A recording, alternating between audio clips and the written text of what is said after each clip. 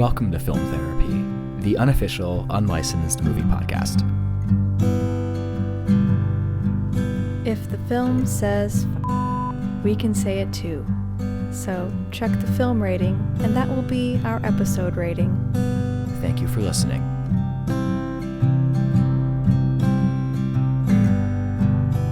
Welcome back to Film Therapy. Unless you haven't been here before, in which case, just welcome. Welcome. Thanks for being here. Thanks for following our Instagram. Yeah, welcome to this house of haunted horrors. You might not come out alive. Indeed. So last week we talked about Mulholland Drive, and this time we're talking about a different kind of horror. I guess. Yes. I mean, this movie isn't really horror, but like, there's horrific things in it. Yeah, it's kind of an interesting mix of genres. I would say overall, like if you don't like horror movies, like you wouldn't want to watch this. But yeah, it's kind of a psychological thriller drama. We should just not say the title.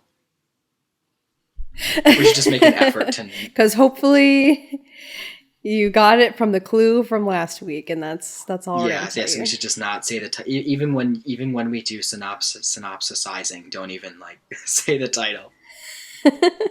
So this movie is about Christian Bale plays a stockbroker, who may or may not be killing people, and that's all. That's the plot. And he also likes giving monologues about music. Mm-hmm. Yeah. So when did you see this for the first time? I probably saw this maybe around. I probably watched it our first year of film school because lots of people liked it and talked about it. Maybe a couple years before that, but I want to say I watched it in film school. What about you? Maybe even yesterday, actually. First time? Yeah, oh, I've okay. never seen it. That's why we watched it. Haha. Very good. Well, it felt like one of those right out of the gate, this feels like one of those movies where it's like I totally get why it's quotable, because it is. I totally get why people love it, but it's one of those movies where I'm like I feel like I'm outside the circle, and I wish I was inside the circle. Because like when you're at school and people are like, oh, like this movie's great, and then you see it and you're like, I don't know, it's kind of whatever. Like sometimes that can feel really great, but most times that can feel kind of like, like you're just kind of like, oh well, like is there something wrong with me that I don't like this movie because everyone else likes this movie? Right, like what. And and like it's not like a thing where I'm like, oh, okay, well, I didn't like this movie for this reason or that reason. And there are things in this movie I liked and I laughed quite a few times, but I don't think as a whole this was really my thing, which really bums me out because so many people I know have recommended it to me and said it's like really, really good. So maybe it's just an overhyped thing. I mean things can get that way, especially in film school. And I'm kind of thankful I'm out of that environment where I have to go see all the new movies right away because that's expensive. Oh, me too. And it would be bad. Like you would have to plug your ears in the hallways. Like if you didn't see the newest movie and you wanted to and you didn't want to get spoilers. Yeah, exactly. I remember like people in classes would be like, has everybody seen this? Or like, I'm not going to say what it is. Some people would do that, but then some people would also just stand out in the hallway and just talk about it. And it's like, you guys know other people haven't seen it, right? Not everyone is as fortunate as you. Well, anyway, that after that rant on film school etiquette, when you walk in the door, it should just be film school etiquette. 1, don't spoil movies for people unless you have a very good reason. 2, don't make people feel like outsiders for disliking movies. Yeah. And like 3, probably a movie that you like is probably really bad. So don't make fun of people for liking movies that are quote unquote bad. That's right. Yeah. We stuck up for ourselves, so I would say mostly, yeah. I mean, I think that's something that like I'm just starting to feel more confident with is like if I don't like a popular movie, or if I like a movie that isn't very popular, I'm starting to be like, yeah, I don't Yeah, give a fuck, good. you know, like, because it doesn't matter. No, it really doesn't matter. Like as long as you're not hurting yourself or other people, like love and dislike whatever movies you want to love and dislike. You know, just don't go on the internet and send death threats to people, because that's not a productive you should never thing do to that. do. No. Speaking of death, Christian Bale decides to put on spoilers for this, because we always spoil every movie we talk about, because we're going to talk about the whole movie. But probably the most famous scene in the movie was one of my favorite scenes, when Christian Bale turns on Huey Lewis in the News and kills Jared Leto. Yeah, that's a scary scene, but also so good. And he's like, just acting wise. It is. He's like, why is there newspaper on the floor? Why are you wearing a raincoat? It's like, why didn't you notice these things earlier? Because it's like super like past the point of like just like he's just like hammered from whatever they were drinking, and then it's just like, why is there newspaper on the floor? Do you have a cat? Like, oh, is that a raincoat you're wearing, Patrick? It's like, yes, it is. And then Patrick just giving this whole monologue about how, like, I don't think Huey like hit his stride until this album. And then he says that same monologue for like 3 other artists throughout the movie. I would have to agree with him on when he's talking about Phil Collins and Genesis, though. I also believe that Invisible Touch is one of their greatest masterpiece as a band. And I will never hear it the same way again. Yeah, I know, no, me either. It was, I like that he had this whole interest in music. Didn't at one point he said like he doesn't like music? He was like lying to someone about something, and he's like, "Oh no, I don't like music." Blah blah blah. Oh yeah, I think he was lying to the detective, Willem Dafoe. Willem Dafoe. Oh, Willem Dafoe. When he showed up, I'm like, okay, the movie's like every time he's in a movie, the movie just automatically gets better. Yeah, he did a good job. Like Willem Dafoe should be in every movie. He could, for sure. I want to see him in a rom-com. Is he in any rom-coms? I don't know, but that's a brilliant idea. Let's see. Let's letterbox this shit. Holy crap, I've seen him in 20 movies, and he's been in 179 movies. Oh, he's in The Fault in Our Stars. That's got romance in it. But he's not one of the romantic leads in that movie. I didn't even realize all these movies that he's in that I've seen. I'm like, oh, he was in this? Oh, he's in Streets of Fire. I think he's the villain in that movie. I haven't seen that. I don't know. But anyway, if he hasn't been in a rom-com, he could be in one. I'd like to see him now in a rom-com. Yes. Do you know that he plays the villain in Speed 2? Speed 2? I haven't seen that. Yeah, I haven't either. It stars not Keanu Reeves. Instead, it stars I think it's the main actor from Lost Boys. Oh, okay. You know, not Kiefer Sutherland, but like the good guy, the kid that like the main teenage boy. Okay. Yeah, Jason Patrick is his name. He's also in Sleepers and Losers, or The Losers, I guess, and My Sister's Keeper and Speed 2 and Solar Babies, which I have not seen, but I was like, that poster looks familiar because it looks like a different movie poster. Anyway. Yeah. Let's see. So, yeah, he does his monologues about the music while he's killing people, or right before he kills people. His acting is, it was really good, really interesting. Christian Bale in kind of a wacko role like this. Yeah. Usually he's just kind of quiet. Or he's Batman. And I thought he did a great job. At some points it was like kind of Jim Carrey-esque. And then I started thinking like, what if Jim Carrey played this? It would be a different movie. It would. But I think it could work. I think it could work too. I could see it. I don't know if it would work as well as Christian Bale, but because I think Christian Bale he like the elements that are like the dark comedy, like he does that really well, as well as the horrific stuff. Yeah. Oh man, that whole time when his secretary is over, I just like, it's so suspenseful. Sitting on the edge of my seat, like, oh my god, just get out of there, girl. What are you doing? Yeah, that scene is really good. I love like the moment when like when he's like almost gonna kill her with the nail gun, and then his fiance Reese Witherspoon calls, Mm-hmm. and then he decides to let her go, and then like she thinks he's talking about one thing, but he's talking about like actually killing her. Yeah. But then like he decides not to, and then like I liked that because like there's something about that scene that like in like his twisted way like shows like his humanity kind of. Mm-hmm. You know. Yeah. Like where it's like, yeah, he's going to kill people, but like that's like because every, in movies every psychopath has like the thing they won't do or like their limits or something, and like that's kind of his, and I thought that was really fascinating. Yeah. I was wondering at one point of the movie you were at when you texted me that. Oh, okay. I think it was around that scene actually. Yeah.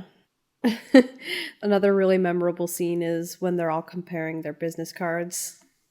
Yeah, I was gonna bring that up actually. That scene is that scene is great. Oh, it's so funny. He gets so pissed. And like the amount of detail that he describes the cards in, that's so it's great. And they all look the same. They all look the exact same. Just a bunch of vice presidents of big companies and Wall Street stuff and nerdy boys who are rich and go to restaurants and go to Dorsia, whatever. Yeah, Dorsia. I need to go. Like the scene. Yeah, like the scene when he like calls them and then he's like, okay, great, we'll be there at 9, and he's like, sir, I just told you we're booked.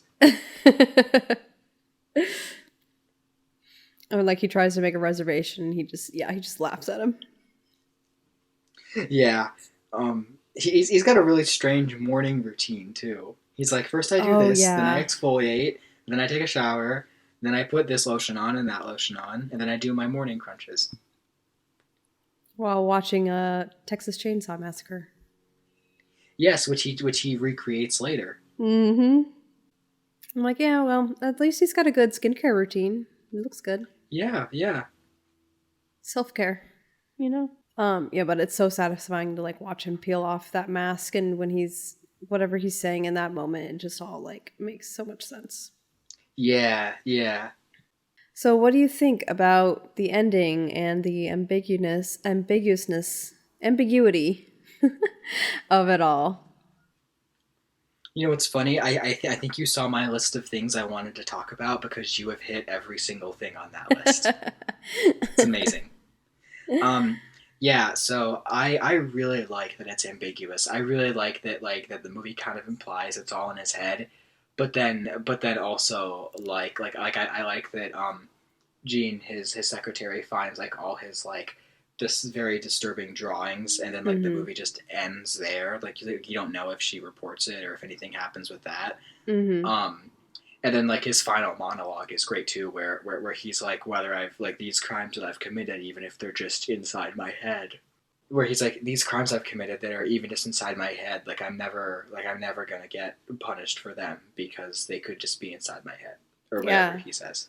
Yeah, it's kind of like he wanted to escape. He wanted to confess, he wanted to get it off his chest, but nobody cares because didn't happen, or maybe it did, but sounds like it didn't. Yeah, they're all too concerned with their own business cards. Exactly. And their dinner reservations and their suits. Yeah, so I was reading an article today about it, and it had interviews with the director, Mary. Her name's Mary. Mary Herron is her name. Mm-mm. For the director of American Psycho? Yes, that's her name. Oh, I thought you were making a throwback joke to yesterday when we were talking about Laura Herring. No, this is Mary Harron, Harron. Ah, okay, so Mary Harron. So they had interviews with Mary Harron and the screenwriter. And so this is based off a book. And Yes. they were explaining that Mary said she felt like she failed because in the ending everyone was pretty convinced that it was all in his head and it didn't actually happen, or it was all a dream.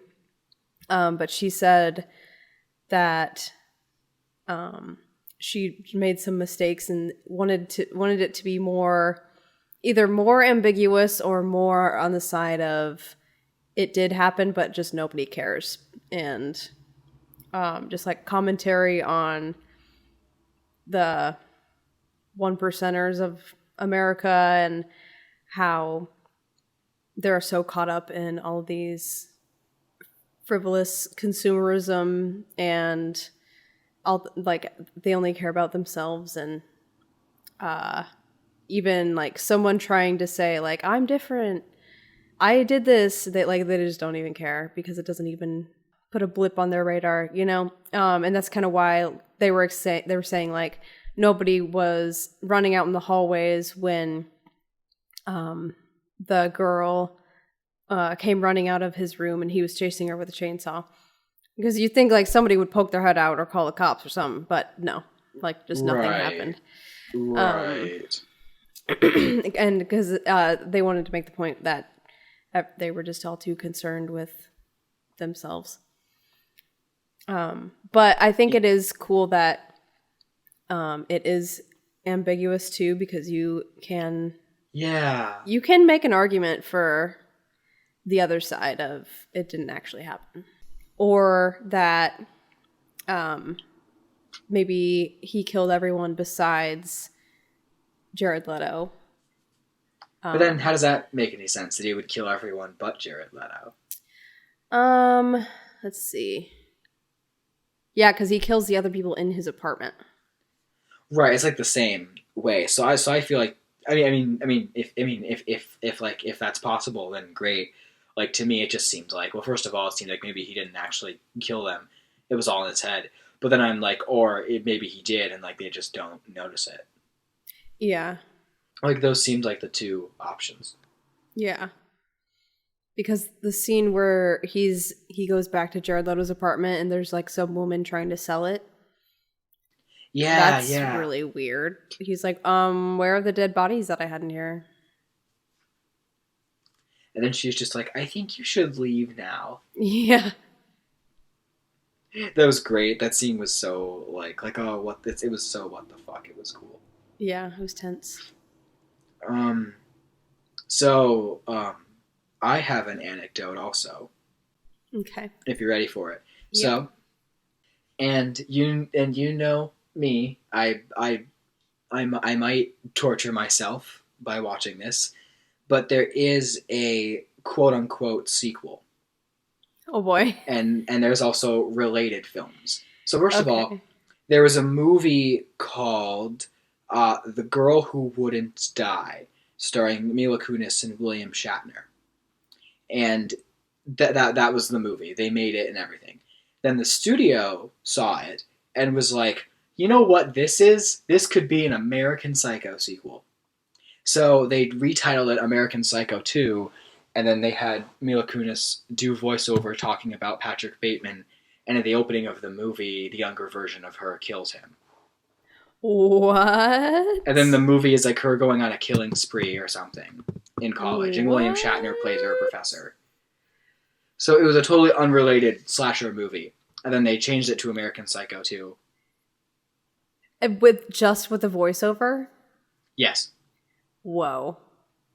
And of course, nobody liked the movie, and the author of the original book denounced it even before it came out. He's like, and then like even Mila Kunis was like that wasn't the movie I initially signed up for. Like, it got changed during production. That's wild. And it's on HBO, so if you're curious. Oh.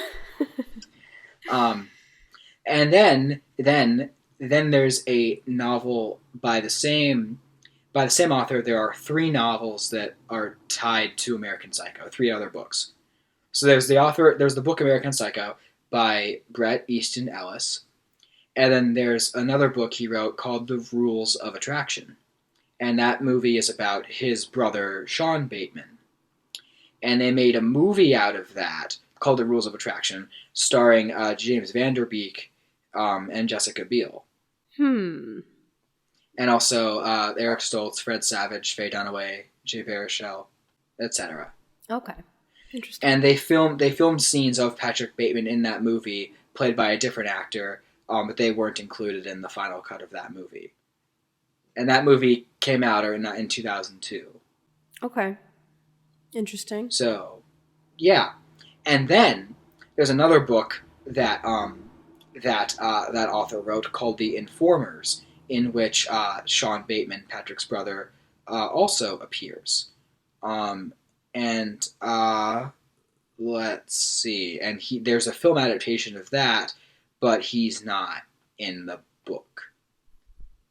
Okay. Oh, because the book is a collection of short stories. Oh. The Informers, the book, and then they made a movie out of that. And that movie came out in 2008, directed by Gregor Jordan, and that stars Billy Bob Thornton, Kim Basinger, Winona Ryder, Mickey Rourke, Rhys Ifans, Chris Isaac, etc. Or do you think you'll watch any of them? I kind of want to now, all these movies. Yeah. And then there's another book called Glamorama, written by that author. And that has tried to get a film adaptation made many times, and there's a script for it, but that never got off the ground. And apparently that the movie Zoolander with Ben Stiller has a lot of similarities to that novel. and then the author said, when asked in a BBC interview in 2005, he said that he is unable to discuss the similarities due to an out-of-court settlement. Oh. So then that means Zoolander and Zoolander 2 are connected to American Psycho, thematically, somehow. Interesting. And I'm sorry, the Rules of Attraction movie, if you're still with me, was directed by Roger Avery. The guy who directed Rules of Attraction was also supposed to direct Glamorama, but that never became a movie, as of yet. Well, it's about time. Yeah, let the Bateman saga continue. The Bateman Cinematic Universe. That actually should be a list. I should make that list on Letterboxd. The Bateman Cinematic Universe. Yes. It's a good idea. Hang on, I'm going to do that. Okay, good. Then you have to watch all these movies. You think I don't already have enough movies I want to see?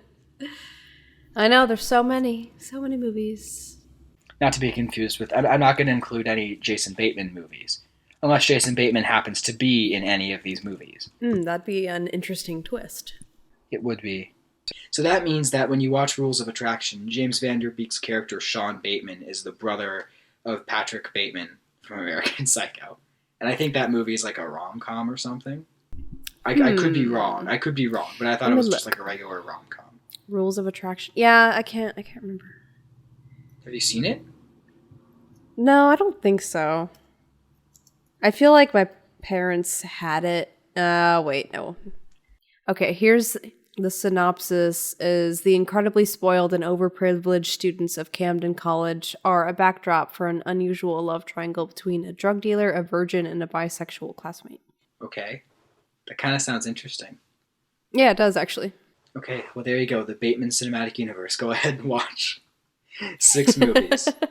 It'll be an episode one of these days, probably. Well, if I watch all these movies, I'll talk about them. I'll be like, continuing the saga of Patrick Bateman, I watched Zoolander. Perfect. Have you seen Zoolander, Maddie? Yes. Is it worth seeing? It's silly. But is it funny? I think it's funny, yeah. Have you seen Zoolander 2? I think I have. Have you seen The Informers? Have you seen American Psycho 2? I have not seen American Psycho 2. The full title is American Psycho 2 All American Girl. Oh, whoa. The Informers is 1 Week in LA in 1983, featuring movie executives, rock stars, a vampire, and other morally challenged characters in adventures laced with sex, drugs, and violence. Is that even a sentence? 1 Week in LA in 1983, featuring movie executives, rock stars, a vampire, and other morally challenged characters in adventure. No, this is not a sentence. I love that. You're like, is this a sentence? It's just a bunch of words. They don't do anything. It's just these people in adventures with sex, Beautiful. drugs, and violence. Seems fun. maybe interesting. I don't know. Oh, Amber Heard's in it. Oh. Okay, yeah. So let's see. I don't really have much else, honestly. I just find it funny that like it seems like a game now. Like, how many cinematic universes can we make out of every movie we talk about? It is very entertaining. You're pretty good at it. Thank you. Well, like, it almost writes itself, but like it's just funny that like, and no, I'm not going to read all the books. I'm not going to read American Psycho, the book, and then the Rules of Attraction, the book, and then the Informers, and then Glamorama or whatever it's called. Yeah. But I might watch these other movies, honestly. I mean, it's only a few hours of time. Yeah, I mean, 'cause let's see. Zoolander is an hour and a half. American Psycho 2, I can, that'll be funny, I bet. These movies are like all like 90 minutes, 100 minutes, so. Yeah, easy. Yeah, I overall really like this movie and probably will watch it more in my lifetime, I can see. Because I do like horror films and I do like ambiguous endings and the acting was great. I don't know. If you all have thoughts and comments, you can comment on our Instagram post that we're going to be posting and let us know. Get I don't want to say get involved, get active. That doesn't sound good either. I don't know.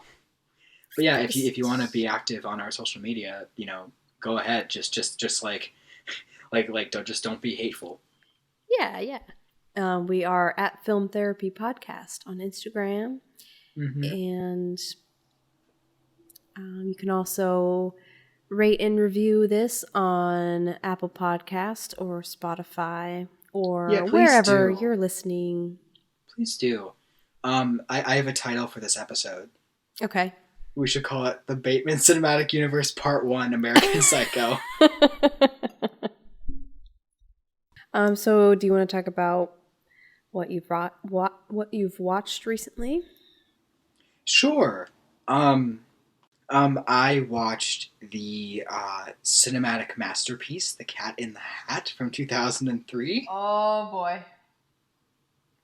I've seen it before many times, but I watched it again. It's a very interesting movie. Like, genuinely, it's like there's moments where it's the worst movie of all time, and then it becomes like the best movie of all time, and then it turns back quickly into like, it like does that flip flop. Yeah, I can't with that movie. Okay. Honestly, there's moments that in that movie that are genuinely funny. Like, I don't even have the energy to go into it because it requires a lot of mental effort, and I don't have that right now. That's fair. But there's moments in that movie that are genuinely funny. It's very nostalgic, and I always enjoy watching it. But like, it exists. It's there. It's not good, But there's things about it where I'm like, there's like starting to become a revolution of people saying it's a genuine like avant-garde masterpiece, and I don't know if I'd go that far, but like there's things about it where I'm like, yeah, you go for it. Here. This review on Letterboxd is perfect. From somebody named Ave, A-V-E, unless it's A-V, I don't know. But they said best experimental horror films. 1. Eraserhead 1977. 2. The Cat in the Hat 2003. I think that sums up The Cat in the Hat very well. Oh, God. This movie makes me feel like I'm awake during surgery. How does Wes Anderson sleep at night knowing his best movie was The Cat in the Hat, directed by Bo Welch? What? The Second Coming of Christ, the greatest movie ever made. Ride the Quan. My review is I survived the Quan. Oh, God. You know, the Quan. The Quan. Yeah, and then Lucy's comment is, surprised they didn't make this in the Quan into a roller coaster at Universal. Yeah, why not? And I'm like, yeah, why didn't they? They need to. And then Alec Baldwin saying, why am I sneezing? Oh, that movie's got to be an episode sometime. Oh, no. Or a commentary or something. Oh, no. Yes, I think so. Mm-mm. You don't think so? Mm-mm. I'm afraid of that movie. That is valid. It's a scary movie. I'm not even like making fun of you. Like, I'm serious. It's a scary movie. like the cat is one thing, but then the things, they're something else. Ugh. Thing 2 would like to know that just because he's called Thing 2 does not mean he's inferior in any way to Thing 1. He says you may feel free to call him Thing A if you like. He will also accept Super Thing, Thing King, Kid Dynamite, Chocolate Thunder, or Ben. It's like, what is that movie? What is this movie? I don't know, Super. man. Well, next week we're going to take a ride in the super hydraulic instantaneous transporter. So, be ready to join us for that. Yeah, I definitely already forgot what we were... Oh, yeah. No, I remember. Actually, Maddie, that was a Cat in the Hat reference. Oh. Never mind. Yeah, next week we're going to be talking about the anime movie Your Name, directed by Makoto Shinkai. Yeah, it's a movie. I don't want to say too much because Maddie has never seen it. Yeah, my first time. I want her to go in blindly. So if you like Freaky Friday, you'll like Your Name. Really? Yes. Okay. And also every frame of that movie is a painting. Ooh, I'm excited. Is this where can we watch it? Yeah, so this movie's on Vudu, on Amazon. You can watch it in English on Amazon. I don't know if you can watch it you can probably watch it subtitled also. Yeah, so they have it in English and Japanese, and you can rent it. The English version is $1 cheaper, but the English dub it's a very good dub. So. Okay. I said last time I'm going to return some videotapes, but now the videotapes I'm going to return are The American Psycho 2, Zoolander, and whatever else. Those are my videotapes. I love so much that like that's his excuse for everything when he needs to leave a room. Like, so I gotta return some videotapes. That is like one of the funniest lines I've ever heard in a movie. He says it so seriously. I gotta return some videotapes. like even when he's breaking up with his fiance, he's like, I'm sorry, I have to go somewhere. I have to go return some videotapes. It's perfect. It's a great excuse. I'm gonna start using that excuse. Yeah, me too. Yeah, so thank you for listening to this episode. Thank you. Come back next week, and it's gonna be a freaky time. I don't know if it's gonna be a Friday. It'll be Freaky Thursday. Freaky Thursday. That's 2 days.